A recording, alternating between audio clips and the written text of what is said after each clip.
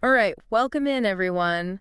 Today, we're diving deep into, well, a pretty unique perspective on the world today, and, maybe even a glimpse into where things might go. Yeah, and given all this going on, this perspective, well, it feels particularly timely, I think. Totally. And it's all coming from this audio excerpt we found called Luz en medio de las tormentas. Light in the midst of storms, Yeah, just the title itself, really piques your interest. for sure.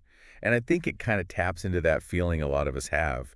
Like we're caught in the middle of these massive global shifts, and it's like there's no clear path forward. You hit the nail on the head. And the speaker in the audio, they really don't sugarcoat things. They start off by painting a pretty bleak picture of the world. Right off the bat. Yeah, they talk about how all these systems we depend on, governments, religions, financial systems, the whole nine yards, they're all in this state of intense turmoil, upheaval. It's almost like they're like crumbling right before our eyes. It's like watching a slow motion collapse, isn't it? Exactly. And they even use this analogy comparing the global mood to, like a headless chicken. That's a powerful image, isn't it? It really captures that sense of chaos and disorientation, like all this activity, all this movement, but not necessarily a clear direction or purpose behind it. I don't know, does that ring true for you at all? Honestly, yeah, sometimes it does feel like that. It's like we're all just scrambling to keep up with everything changing so fast, but we don't know where we're running to. It's that uncertainty that really gets to you, doesn't it? Definitely. And speaking of uncertainty, that brings us to what I think is maybe the most captivating part of this excerpt. The idea of, get this, a coming separation in humanity. A split, almost. Right. And the speaker's timeline for this is, well, it's sooner than you might think, like within the next 8 years, maybe even sooner. Wow. That's a pretty short time frame, isn't it? That's a sense of urgency to the whole thing. It definitely makes you stop and think. So tell me a bit more about this separation. What's actually, being separated? So the way the speaker describes it, it's like there are two paths emerging, two different directions people might go. One leads to what they call the new earth. It's almost like this utopian realm, full of peace and harmony, abundance. It's like a paradise for those who choose to embrace their inner light, their consciousness. Okay, I have to admit that sounds pretty idyllic, pretty amazing. But what about the other path, the one that doesn't lead to this new Earth? What happens to those folks? Well, according to the speaker, it's basically a continuation of all the turmoil, the chaos we're seeing now. It's for people who they stay stuck in those old ways of thinking, behaving. The ones who haven't made that internal shift towards greater awareness. So it's like humanity is at this crossroads, this fork in the road, a choice between two very different futures. Precisely. But here's the thing, and this is what I find really interesting. The speaker doesn't present this like it's a judgment. Like one path is right and the other is wrong. Instead, they emphasize that each path has its own unique set of experiences, opportunities for growth. And in the end, it's up to each individual to choose the path that resonates most with them. It reminds me of that Robert Frost poem, The Road Not Taken, where the speaker chooses the less traveled path. Right, and it makes all the difference. But here, it's like both paths are open to us, both are there for the taking. The choice is, well, the choice is ours. It's a powerful image, that's for sure. And Speaker even goes on to say that even if someone chooses the path that doesn't directly lead to the new Earth, it doesn't mean they're locked out forever. It's more like taking a detour, a longer route to the same destination. So there's hope for those who aren't quite ready to take that leap towards this new Earth. Absolutely. There's always hope. It's good to hear. And throughout the excerpt, there's this strong emphasis on compassion, understanding for those who choose differently. Yeah. Recognizing that we're all on our own unique journey, and we're all ultimately heading towards the same place, even if we take different paths to get there. It's like we're all climbing the same mountain, just taking different trails. Exactly. But before we get too caught up in this new Earth and what it might be like, the speaker does offer a word of caution. Oh. They say things are going to get a lot rougher before they get better. Oh. Yeah, they talk about a period of even greater darkness, difficulty, like a storm that humanity has to weather before reaching calmer waters. Okay, so it's not all sunshine and rainbows on the way to this new Earth? Not exactly. They specifically mention challenges like wars, violence, natural disasters, intense personal struggles. It's a bit daunting, to be honest. It makes you wonder how we're supposed to weather these storms. What does that even look like? Right. If the world is going to be plunged into this darkness, this chaos, how do we not get swept away by it? how do we not just, lose ourselves in it all? Exactly. And that's where the idea of, well, shining our light comes in. Shining our light. Yeah. The speaker emphasizes how important it is to cultivate our inner light.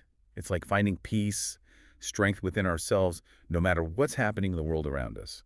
So it's about developing resilience, like a kind of spiritual strength that helps us navigate those challenges without losing our way. That's a great way to put it.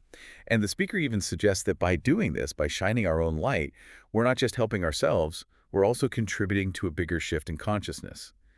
They describe it as a ripple effect, where individual acts of courage, compassion, kindness, they can create this wave of positive change that impacts the whole world. It's like each of us has a role to play in lighting the way, even in the midst of all the darkness.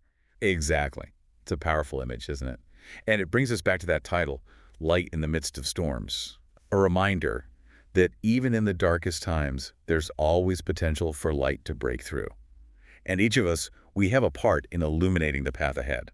I love that. It's like, even though the storm might be raging all around us, each of us carries this little candle of inner light. And we can choose to keep that flame burning bright. And those individual flames combined, they can create a beacon of hope, something that can help us navigate the darkness. Absolutely. But you might be asking, how do we do that? How do we actually access and cultivate that inner light, especially when everything feels so chaotic and unpredictable? Yeah, that's $1 million question, isn't it? It is. And the speaker offers some surprisingly simple yet profound instructions for how to do just that. Okay, you've piqued my curiosity. I think it's a conversation for another time, another deep dive. All right, then we've got a world in turmoil, a potential separation of humanity on the horizon, and this possibility of a utopian new Earth for those who choose to embrace their inner light. Where do we go from here? Well, I think the first step is to just sit with these ideas, let them sink in and see how they resonate with you, with your own experiences and beliefs. Maybe even start asking ourselves some tough questions like, which paths do we want to be on, and how can we start cultivating that inner light? Exactly. It's about self-discovery, inner exploration, Hmm. and ultimately choosing the path that feels most aligned with our deepest truth. A path lit by our own inner light. Precisely. It's fascinating, isn't it? This whole idea of choice keeps coming up. It's like the speaker really believes we have the power to shape our destiny, even with all this global stuff happening. You're right. And it makes me wonder about the folks listening in, Are they thinking, have I already made my choice? Can I even switch paths if I need to? Well, funny you should mention that because the speaker addresses that directly. They say it's not a one-time irreversible decision, this choice. It's more like this ongoing process of aligning yourself, constantly choosing thoughts, beliefs, actions that match the reality you want to experience. So it's less about getting it right or wrong and more about those little choices day by day that move us closer to where we want to be. Exactly. And they even suggest you can kind of switch paths if you realize you're on one that isn't working anymore. It's about recognizing that we can course correct any time. That's a powerful thought. It means we're not trapped. We always have the power to choose differently, to create a new reality. Absolutely. And I think that's really important to remember, especially these days, when the world feels so unpredictable, out of control. Okay, but let's be real for a sec. The speaker's talking about radical shifts in consciousness, creating a world without conflict, suffering, scarcity. I mean, is that even possible? It sounds a bit like a fairy tale. I get your skepticism. It is a bold vision, one that challenges, a lot of what we think about human nature, the limits of our world. Right, like haven't people been trying to create utopia forever and it never really works out? True. But what's different about this speaker's take is they're not focused on creating utopia through external systems or structures. It's more about inner transformation, a shift in consciousness that then it kind of spills out into the world around us. So it's not about changing the world out there, it's about changing ourselves, like internally. Exactly. And they even hint that maybe this new Earth isn't so much a physical place, but more like a state of being, a frequency of consciousness we can tap into, embody no matter where we are physically. That's a cool concept. It's like the utopia we're searching for. Maybe it's not out there somewhere. Maybe it's a way of being that we can cultivate right here, right now, inside us. Exactly. And as more individuals make that inner shift, they say it creates momentum, a ripple effect that can eventually transform the whole world. So each of us can be a catalyst for change. We each hold a piece of creating a more harmonious, abundant world. Absolutely. And they don't stop at this new Earth idea. They even suggest there are other potential realities, other dimensions of experience that might be even more expansive, more fulfilling. Hold on, other realities, like what do you mean? Well, they don't go into too much detail, but they mention people transitioning to non-physical realms, maybe finding those dimensions so compelling that they choose to exist there instead of staying on the new Earth in a physical body. Whoa, okay, now we're getting into some seriously mind-bending stuff. So not only is there this utopian new Earth, but maybe even more incredible realities we can't even grasp yet. It's a lot to process, right? Yeah. It raises all sorts of questions about consciousness, the point of our journey here on Earth, the possibilities after this physical life. It makes me think of those stories about near-death experiences, where people talk about visiting other realms, meeting beings of light, feeling this incredible peace. It's fascinating. And it suggests our consciousness isn't limited to our physical bodies. Maybe there's this whole spectrum of realities, dimensions, just waiting for us to experience them. It's like the speaker said, there's a separation happening, not just between people, but between whole ways of being, whole realities even. Yeah, it's like the old way of seeing things is breaking apart. And in its place, there are all these new possibilities emerging. And the choice we face, it's not just about which version of Earth we want, but what kind of reality, what level of consciousness we choose to embody. Exactly. And the speaker emphasizes there's no right or wrong choice. It's about aligning with our deepest truth, our soul's calling. I'm starting to get it. We're all on this incredible journey of evolution.